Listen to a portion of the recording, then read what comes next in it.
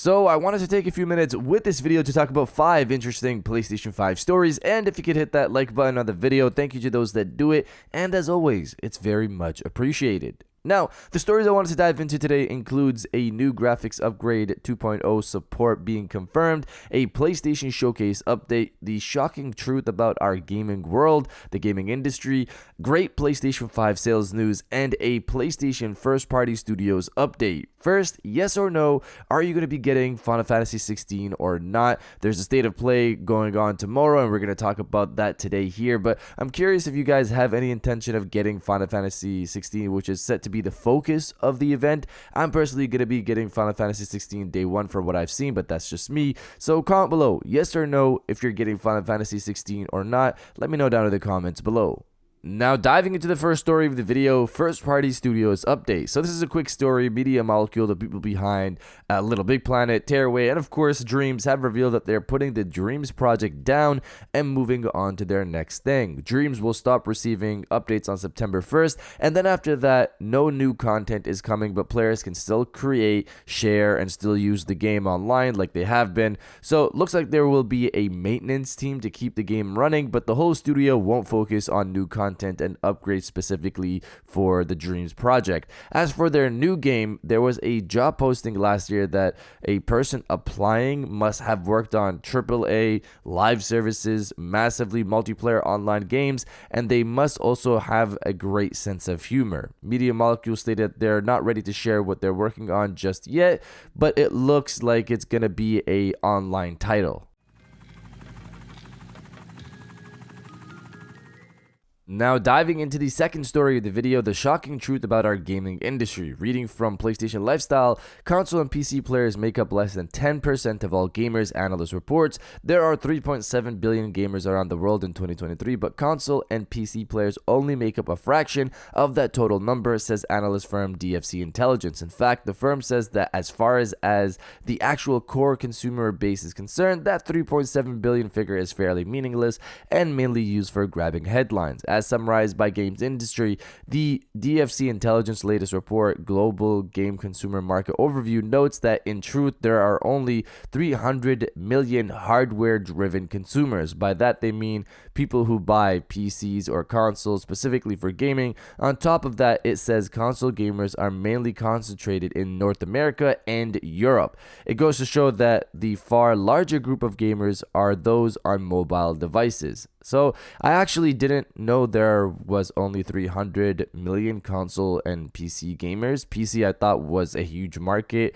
and on the console side, the Switch has passed 100 million consoles, so has the PS4. The PlayStation 5 passed 30 million, and the new Xboxes have passed 20 million, I assume, at this point. Looking at all of that together, you'd think there would be more. It would be a bigger base of people, especially, again, with PC.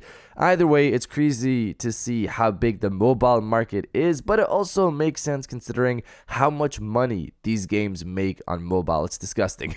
But you guys let me know if you're surprised console and PC gamers only account for 10% of all gamers. And I say quote-unquote gamers because this probably also includes people who just play random mobile games here and there, and that's about it. But are you guys surprised that we're only 10% of all gamers? Let me know down in the comments below.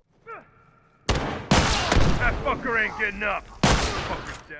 Now diving into the third story of the video, PlayStation Showcase update. So this is another quick story. PlayStation has revealed that they will be having a state of play tomorrow at 5 p.m. Eastern. This state of play will be 20 minutes of Final Fantasy 16 gameplay. So this is a Final Fantasy 16 state of play. That's the main show here. Some people were disappointed because it wasn't a showcase announcement. Jeff Grubb chimed in on the matter and said, "This is definitely not the showcase I've talked about, just for your information. So anyone who was worried, it looks like the showcase is still good. It's not this. I personally saw this state of play announcement as a win, since now they can spend more time on other games instead of needing to give time to Final Fantasy 16. The PlayStation Showcase is rumored to happen anytime before June 8th, so it could be this month, it could be the next month. Regardless, they've been quiet since 2021 when it comes to big showcases, so there's probably a lot to show. Now diving into the fourth story of the video, great PlayStation news. Reading from PlayStation Universe, the latest GSD and GFK Data has revealed that the sales of PlayStation 5 accounted for more than half the number of hardware sold during the first quarter of 2023 in the UK. Quarter 1 saw a year-on-year rise of 24.2% in terms of console hardware performance, with PlayStation 5 driving sales thanks to the system no longer being plagued by stock shortages. As such, PlayStation 5 sales are up a massive 180% for the first 3 months of the year, while Nintendo Switch and Xbox Series X/S fell 25% and 18% respectively. Now, the Switch, I get falling in sales. The hardware is getting up there in age and a new console is around the corner, but let's be realistic, it'll go back up when Zelda releases, I think in May. It'll go back up there. The Xbox sales are interesting though. It's new hardware. I assume it'll get better when Redfall launches, but the public opinion right now on Redfall doesn't seem as positive. We'll see how things go, but PlayStation 5, not only did it not fall in sales, but jumped 180%. That's wild to see. And now diving into the final story of the video, new graphics upgrade 2.0 support confirmed. So this is a bit of a weird one. Dead Island 2 is going to be launching next week on Friday, and the company recently just shared performance information. They revealed a bunch of stuff there for PC, obviously, but for a console, you'd expect them to talk about different modes there as well, the usual performance and quality modes. However, all they said was that the PlayStation 5 and Series X versions of the game would run at 60 FPS, while last-gen versions of the game would run at 30. They didn't mention any quality or performance modes. They also mentioned that the game would support FSR2, which is great. That's the Fidelity Effects Super Resolution tool we've been covering on the channel that allows games to run at a lower native resolution but be able to maintain that 4K visual quality and at the same time bump up the FPS. The weird thing is that they specifically state in their FAQ, no, Dead Island 2 does not support performance boosting software. This is weird to read because that's what FSR2 is, to my understanding.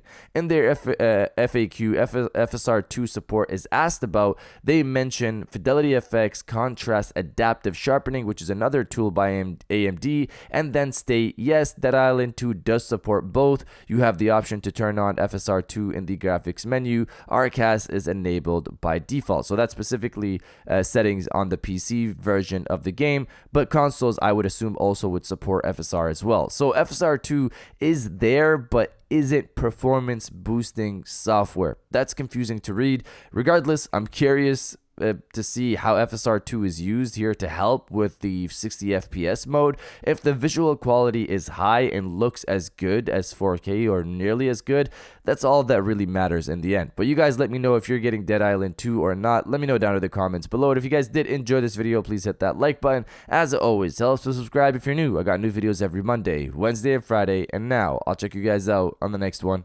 And welcome back to the after show. This is the part of the video where we have a little fun down in the comments below. If you're old, welcome back. If you're new, welcome. For today's thing, what I want you guys to do is to body, obliterate, destroy, and overall harass the comment section with Bring On the Burning Shores. The Burning Shores DLC for Horizon Forbidden West launches next week. I'm excited to play it. If you are as well, destroy the comment section with Bring On the Burning Shores. And I'll definitely heart those comments like I always do because I appreciate everybody who stays to the end of my videos. And now, I'll check you guys out on the next one.